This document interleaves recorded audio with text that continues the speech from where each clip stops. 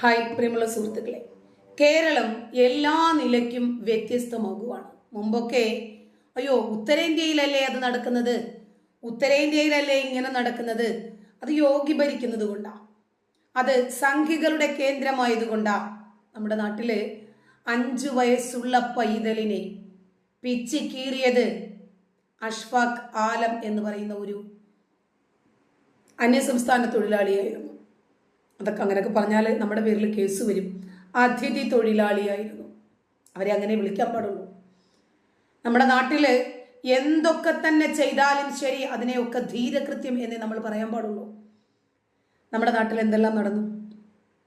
ഒരു ഹോട്ടൽ മുതലാളിയെ ഷാഹിന എന്ന 18കാരി പീസാക്കി സൂട്ട് കേസിനകത്ത് വെച്ച് ചുരത്തിലേക്ക്, അട്ടപ്പാടി ചുരത്തിലേക്ക് വലിച്ചെറിഞ്ഞത് നമ്മുടെ നാട്ടിലാണ്. സ്വന്തം കുഞ്ഞിനെ കാമുകന്റെ കൂടെ പോയി ജീവിക്കാൻ തടസ്സമാണ് എന്ന് മനസ്സിലാക്കി കടൽ ഭിത്തികളിൽ അടിച്ചു കൊന്നത് നമ്മുടെ നാട്ടിലാണ്. പ്രസവിച്ച കുഞ്ഞിനെ ടോയ്ലറ്റിൽ ഇട്ടിട്ട് വെള്ളമടിച്ചു കൊടുത്തത് നമ്മുടെ നാട്ടിലാണ്. ഇങ്ങനെ നിരവധി കേസുകൾ നമ്മുടെ നാട്ടിൽ ഇപ്പോൾ നടക്കുന്നു. എന്തേ ഇപ്പോൾ ഉത്തരേന്ത്യയെ കുറിച്ച് സംസാരിക്കാൻ നിങ്ങൾക്കൊന്നും ഇല്ലേ? അല്ല, ഉത്തരേന്ത്യയിലല്ലേ, അതങ്ങ് അവിടെയല്ലേ, അതങ്ങ് ഇവിടെയല്ലേ എന്നൊക്കെ പറയുമ്പോൾ ദാ ഇവിടെയും നടന്നല്ലോ. നമ്മുടെ മൂക്കിൻ തുമ്പിൽ നടന്ന ഇത്തരം കൃത്യങ്ങൾക്കെതിരെ എന്തേ ശബ്ദിക്കാൻ സാധിക്കാതെ പോകുന്നത്? ഇത് നമ്മുടെ നാടല്ലേ, നമ്മുടെ നാടിന് വികസനം വേണ്ടേ? 1993 ജൂലൈ 29 ചേകനൂർ മൗലവി നിഷ്കാസിതനായി. എന്തേ തെളിവില്ലേ? വി ഹംസ എന്ന വ്യക്തി നമ്പർ പ്ലേറ്റ് ഇല്ലാത്ത വാഹനത്തിൽ ചേകനൂർ മൗലവിയെ കൊണ്ടുപോയതിന് വീട്ടിൽ നിന്ന് രാത്രി പരിപാടിക്കെന്നും പറഞ്ഞ് കള്ളക്കഥ പറഞ്ഞ് പിടിച്ചിറക്കി കൊണ്ടുപോയതിന്റെ തെളിവ് ദൃക്സാക്ഷിയാണ് ചേകനൂർ മൗലവിയുടെ ഭാര്യയായ ഹവ്വ ഉമ്മ. ആർക്ക് ശിക്ഷ കിട്ടി? ഇരട്ട ജീവപര്യന്തത്തിനും ശിക്ഷയ്ക്ക് വിധിച്ച വി ഹംസ ഇന്നും യഥേഷ്ടം ഓടി നടക്കുന്നുണ്ട് നമ്മുടെ നാട്ടിൽ. ഒരു പര്യന്തവും കിട്ടിയില്ല. ആ ഇടയ്ക്കാണ് ജസ്ന മെരിയ ജെയിംസ് എന്ന വെച്ചൂച്ചിറക്കാരിക്ക് എന്താണ് സംഭവിച്ചത്? ആ പെൺകുട്ടി ആരാണ് കൊണ്ടുപോയത്? സിറിയയിൽ 2 പെൺമക്കളുടെ ഉമ്മയായി മതം മാറ്റപ്പെട്ട് ജീവിക്കുന്നുണ്ട് എന്ന് പലപ്പോഴും വാർത്തകൾ പ്രചരിച്ചിരുന്നു.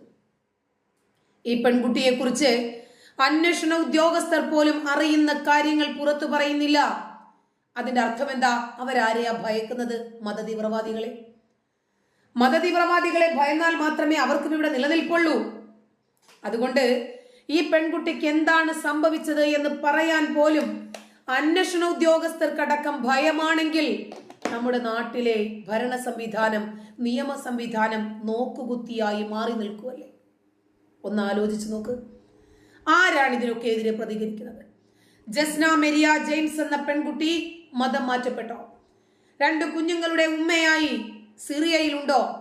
അതോ ലൈംഗിക അടിമയായി, പറയേണ്ടി വരുന്നതാണ്, ലൈംഗിക അടിമയായി നിമിഷ ഫാത്തിമയ്ക്കും സോണിയ സെബാസ്റ്റ്യനും ഒക്കെ ഒപ്പം അഫ്ഗാനിലെ ഏതെങ്കിലും ഒരു തടവറയിൽ, തെരുവോരങ്ങളിൽ, അവരുടെ റെഡ് സ്ട്രീറ്റിൽ ഉണ്ടാകുമോ? അറിയില്ല. കൂടുതൽ തെളിവുകൾ ദാ പുറത്തു വന്നിട്ടുണ്ട്. എന്റെ പേര് ജെയിംസ് എന്നാണ്, ജേർണലിസ്റ്റ് ആണ്. ജസ്ന മെരിയുടെ പിതാവല്ലേ? എന്തൊക്കെയാണ് നടന്നത് ഒന്ന് ഓർത്തെടുത്ത് പറയാമോ? 9:30 ബസ്സിന് പോകത്തക്കര ഇവിടുന്ന് ഒരു ഓട്ടോയിൽ കയറി പോയി. പിന്നെ ആളുടെ ഓട്ടോയാന്ന് പറഞ്ഞു. ഇപ്പൊ ഞങ്ങള് റബ്ബർ വെട്ടും, ഞങ്ങൾക്ക് റബ്ബർ തോട്ടമുണ്ട്. റബ്ബർ വെട്ടുന്ന ആ പുള്ളി എന്ന് പറഞ്ഞ ആളുടെ കിഴക്കരയിലെ ആ പയ്യന്റെ ഓട്ടോയിൽ അവള് കൈയടിച്ച് നിർത്തി കയറി പോവായിരുന്നു. ഓട്ടോ ഫോൺ വിളിച്ച് വരുന്നതല്ല, കൈയടിച്ച് വിളിച്ച് ഓട്ടോയിൽ കയറി പോയെന്ന് പറഞ്ഞു. അപ്പൊ ഞാൻ ഓട്ടോക്കാരനെ കാണാൻ രാത്രി അത് കഴിഞ്ഞുള്ള സമയത്ത് ഓട്ടോക്കാരനെ കാണാൻ ചെന്നപ്പോൾ അവൻ പറഞ്ഞു തോമസൺ ബസ്സെ കയറ്റി വിടുന്നു കൊണ്ടുവിട്ടതാണ്, ബസ്സെ കയറിയെന്ന് ഞാൻ കണ്ടില്ല, ബസ്സെ കയറേണ്ട ഭാഗത്ത് കൊണ്ടുവിട്ടതാണ്. ബസ് സ്റ്റോപ്പിനടുത്ത് കൊണ്ടുവിട്ടു.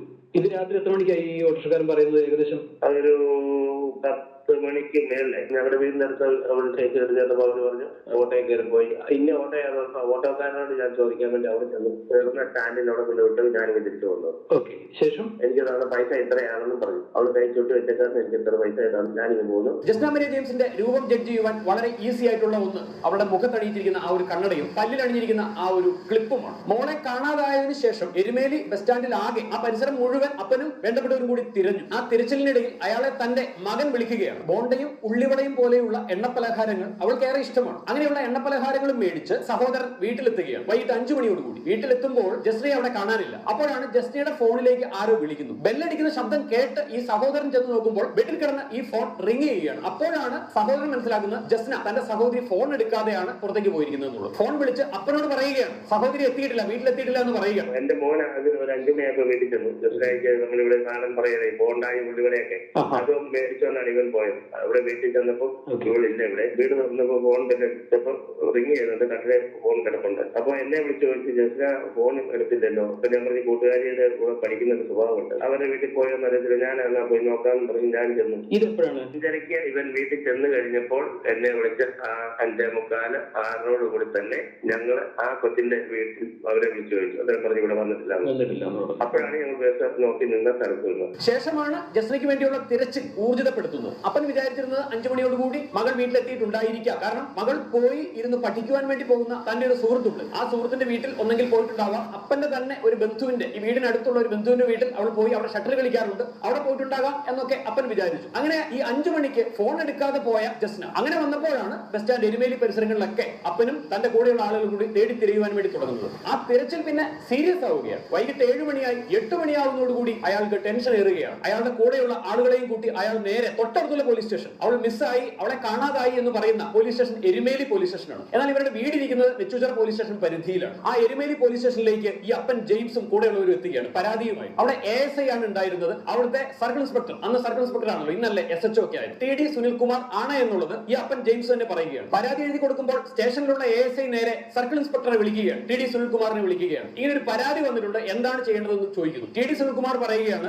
ഈ സ്റ്റേഷനിലല്ല ഈ കേസ് തരേണ്ടത് എന്ന് പറഞ്ഞവരെ ഓടിച്ചുവിടാൻ വേണ്ടിയിട്ട് പറയുകയാണ്. അപ്പോൾ ഇദ്ദേഹം പറയുകയാണ് നിങ്ങൾ പെട്ടെന്നൊന്ന് പോയി അന്വേഷിക്കൂ, തൊട്ടടുത്തുള്ള റെയിൽവേ സ്റ്റേഷനിലേക്ക് ഒരു മെസ്സേജ് കൊടുക്കൂ, ബസ് സ്റ്റാൻഡുകളിലും മറ്റു പരിസര പ്രദേശങ്ങളിലും ഒക്കെ എന്റെ കുഞ്ഞിനെ ഒന്ന് അന്വേഷിക്കൂ, എന്റെ കുഞ്ഞിന് 10-18 വയസ്സ് കഴിഞ്ഞ കുഞ്ഞാണ്, നിങ്ങൾ പോയി ഒന്ന് അന്വേഷിക്കൂ പ്ലീസ് എന്ന് പറഞ്ഞ് ഈ മനുഷ്യൻ നിലവിളിച്ചപ്പോൾ ASIയോട് നിർബന്ധത്തോടുകൂടി സങ്കടത്തോടുകൂടി ഈ അപ്പൻ നിന്നിങ്ങനെ പറഞ്ഞപ്പോൾ അദ്ദേഹം വീണ്ടും TD സുനിൽകുമാർ CIനെ വിളിക്കുന്നു. CI പറഞ്ഞു എല്ലാം ശരിയാക്കി തരാം എന്ന് പറഞ്ഞിട്ട് പറഞ്ഞു വിട്ടേക്കാൻ പറയുകയാണ്. പതിവ് പോലീസ് ശൈലി ഇവിടെ ആവർത്തിക്കപ്പെടുകയാണ്. പരാതി കൊടുത്തല്ല അവര് എല്ലാം മേടിച്ച് ഒപ്പിട്ടും എല്ലാം മേടിച്ചു കഴിഞ്ഞ് കുറെ കഴിഞ്ഞ് CI ഓർമ്മയുണ്ടോ?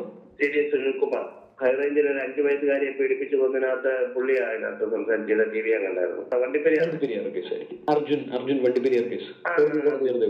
അതെ, ആ കേസിൽ സാറാണ് ഇത് അന്വേഷിക്കുന്നത്. ആ സാറാണ് നമ്മളെ അവിടുന്ന് ഫോണിൽ കൂടെ പറഞ്ഞു ഇവിടെ അല്ല, ഇത് എരുമേലി അല്ല, അവര് മുക്കോട്ടയായിട്ട് വെച്ചൂത്തര പഞ്ചായത്തിൽ വെച്ചൂർ പോലീസ് സ്റ്റേഷൻ കൊടുക്കാൻ പറഞ്ഞു വിട്ടത്. അന്ന് TD സുനിൽകുമാർ എന്ന് പറയുന്നത് അന്നത്തെ SHO ആണ് പറഞ്ഞത് അല്ലെ? അന്നത്തെ SHO. അങ്ങനെയാണ് വെച്ചൂത്തര പോലീസ് സ്റ്റേഷനിലേക്ക് പോകുന്നത്. അന്നാണ് പിറ്റേ ദിവസം ഞങ്ങൾ രാവിലെ 7 മണിയായപ്പോൾ വെച്ചൂത്തര പോലീസ് സ്റ്റേഷനിൽ പരാതി കൊടുക്കുന്നത്. ഞങ്ങൾ നടത്തി തരാമെന്ന് പറഞ്ഞ് ASI ഇവരെ സ്റ്റേഷനിൽ നിന്നും യാത്രയാക്കുകയാണ്. നമ്മളൊക്കെ കരമടയ്ക്കുന്ന പണം കൊണ്ടാണ് ഈ പോലീസ് ഇപ്പം മറ്റുള്ള സൗകര്യങ്ങളും ലാത്തിയും തൊപ്പിയും ഒക്കെ അവർ മേടിക്കുന്നത്. നമ്മളുടെ പ്രശ്നങ്ങളിൽ ഇടപെടേണ്ടവരാണ്. ഒരു 18-കാരിയെ കാണാനില്ല എന്ന് പറഞ്ഞ് ആവലാതിയോടെ വെപ്രാളത്തോടെ ഓടി പോലീസ് സ്റ്റേഷനിൽ എത്തിയ പിതാവിനോട് വേണ്ടുന്ന രൂപത്തിൽ സീരിയസ് ആയി അവർ അന്വേഷിച്ചില്ല, വേണ്ടുന്ന നടപടികൾ എടുത്തില്ല, അർഹിക്കുന്ന രൂപത്തിൽ അവർക്കൊരു സമാധാന വാക്ക് അവിടെ നിന്ന് ലഭിച്ചതുമില്ല. ഇതാണ് നമ്മുടെ കേരള പോലീസിന്റെ ഒരു രീതി. നമ്മൾ സിനിമയിലൊക്കെ കാണുന്നത് പോലെ ഒരാളെ കണ്ടിട്ടില്ലെങ്കിൽ ഉടനെ തന്നെ CCTVകൾ പോലീസ് സ്റ്റേഷനുകളിലെല്ലാം വയർലെസ് വഴി ഇങ്ങനെ സന്ദേശം കൊടുത്ത് അതൊക്കെ നമ്മൾ കാണുന്ന സിനിമകളിൽ നടക്കും. റിയൽ ലൈഫിൽ ഇതൊന്നും നടക്കില്ല എന്ന് വീണ്ടും തെളിയിക്കുകയാണ് Kerala police. To serve and to protect വെണ്ടക്കാക്ഷരത്തിൽ പോലീസ് ചീഫിൽ എഴുതി വെച്ചിട്ടുണ്ട്. അല്ലെങ്കിൽ ഇവരുടെ മുദ്രാവാക്യമാണ് to serve and to protect. എന്ത് സർവ് ആണ് ജസ്ന വിഷയത്തിൽ ലോക്കൽ പോലീസ് അത് ചെയ്തത്? എന്ത് പ്രൊട്ടക്ഷൻ ആണ് ജസ്ന മരിയ ജെയിംസ് എന്ന് പറയുന്ന ആ പെൺകുട്ടിക്ക് അന്ന് ലഭിച്ചത്? ഓടി വരികയാണ് ഇവർ സ്വന്തം വീട്ടിലേക്ക്. വീട്ടിൽ വരുമ്പോഴും ജസ്ന എത്തിയിട്ടില്ല. പിന്നെ ബന്ധുക്കളും കൂടെയുള്ള ആ സഹോദരനും എല്ലാവരും ചേർന്ന് തൊട്ടടുത്തുള്ള വീടുകളിൽ എത്തുന്നു. അവിടെ എല്ലായിടത്തും അന്വേഷിക്കുന്നു. ജസ്നയെ കാണാതായ അന്ന് രാത്രി മുഴുവൻ അവരുടെ സുഹൃത്തുക്കളുടെ വീടുകളിലും ഇവരുടെ ബന്ധു വീടുകളിലും ഒക്കെ തേടിത്തിരയുകയായിരുന്നു. 2018 കാണാതായ ജസ്ന മരിയ ജെയിംസ് ക്രൈംബ്രാഞ്ച് അന്വേഷിച്ചിട്ട് പോലും അന്വേഷണം എങ്ങും എത്താതെ ഒടുവിൽ ഇക്കഴിഞ്ഞ ദിവസമാണ് ഫയൽ ക്ലോസ് ചെയ്യുന്നു എന്ന ഡിക്ലറേഷൻ പുറത്തു വരുന്നത്. ഇവർക്ക് അന്വേഷിച്ചിട്ട് ഇതുവരേക്കും കണ്ടെത്താൻ കഴിഞ്ഞില്ല. കാരണം അത്രമാത്രം ശക്തമായ കരങ്ങളിലാണ് ജസ്ന മരിയ ജെയിംസ് എത്തപ്പെട്ടിരിക്കുന്നത്. പിന്നെ തിരിച്ചു കിട്ടുമോ?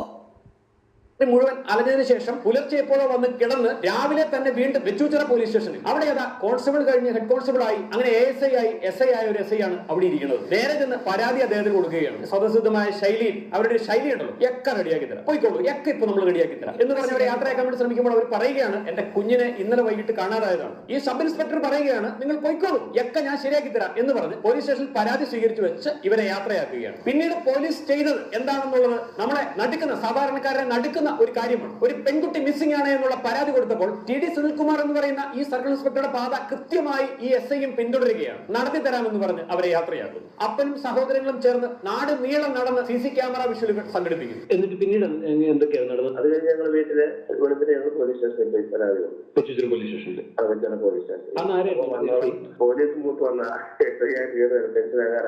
ഞങ്ങൾ പരാതി കൊടുത്തു, നോക്കാം അന്വേഷിക്കാന്ന് പറഞ്ഞിട്ട് ഒന്നും ചെയ്തില്ല. അവർ അതിർത്തി ജില്ലകളിലും സംസ്ഥാനത്തിന്റെ ചെക്ക് പോസ്റ്റിലും ഒക്കെയുള്ള CC ക്യാമറ വിഷ്വലുകൾ തപ്പിയെടുക്കുന്നു. ആ വിഷ്വലുകളിൽ സംശയാസ്പദമായി പോകുന്ന വാഹനങ്ങളുടെ നമ്പറുകൾ എടുത്ത് ഇവർ തന്നെ ഈ നമ്പറിന്റെ ഉടമയെ കണ്ടെത്തുവാൻ വേണ്ടി ശ്രമിക്കുന്നു. ഈ CC ക്യാമറ വിഷ്വലുകളുമായി നേരെ പോലീസ് സ്റ്റേഷനിൽ എത്തുകയാണ് ഈ അപ്പൻ. നിങ്ങൾ ഇനിയെങ്കിലും ഒന്ന് അന്വേഷിക്കും, പക്ഷെ അനക്കമില്ല. പിന്നീട് വീണ്ടും ജെയിംസ് എന്ന് പറയുന്ന അപ്പനും ഈ ബന്ധുക്കളും ചേർന്ന് മകളെ തിരയുകയാണ്. തിരയുന്ന സമയത്ത് പോലീസുകാരെ വിട്ടുതരാമോ എന്ന് ചോദിക്കുന്നു. ഈ മനുഷ്യന്റെ സ്വകാര്യ വാഹനത്തിൽ വനിതാ പോലീസിനെ അയക്കുകയാണ്. അങ്ങനെ വനിതാ പോലീസ് ഇവരുടെ വാഹനത്തിൽ വന്ന് ഭക്ഷണമൊക്കെ കഴിച്ച് ലഞ്ചൊക്കെ ആസ്വദിച്ച് അവർ വാഹനത്തിൽ ഇങ്ങനെ യാത്ര ചെയ്തുകൊണ്ടിരിക്കുകയാണ്. അവരുടെ മക്കളെയും ഭർത്താക്കന്മാരെയും ബന്ധുമിത്രാദികളെയും സുഹൃത്തുക്കളെയും ഒക്കെ വിളിച്ച് സൊള്ളി അവർ എൻജോയ് ചെയ്ത് ജെയിംസിന്റെ വാഹനത്തിൽ പോകുന്ന കാര്യങ്ങൾ ഈ അപ്പൻ തന്നെ വെളിപ്പെടുത്തുന്നു.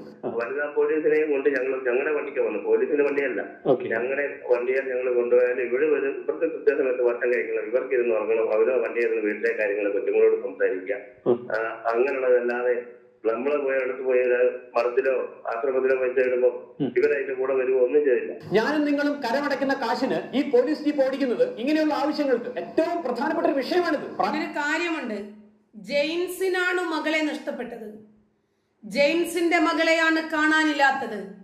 ജെയിംസിന്റെ മകളെ കുറിച്ച് അന്വേഷിക്കാനാണ് പോലീസ് വരുന്നത്, അവരുടെ മക്കളെ കുറിച്ച് അന്വേഷിക്കാനല്ല.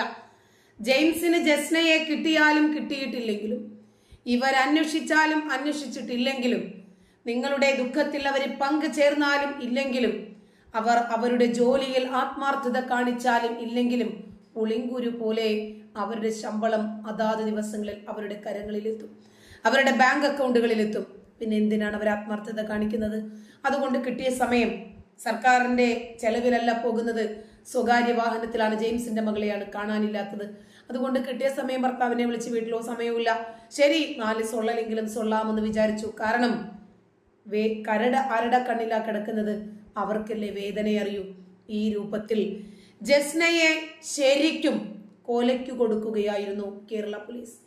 അവരുടെ കൃത്യവിലോപം കാരണമാണ് ഇത്ര വലിയ ദുരന്തം ആ കുടുംബത്തിന് എത്തിയത്. നന്ദി.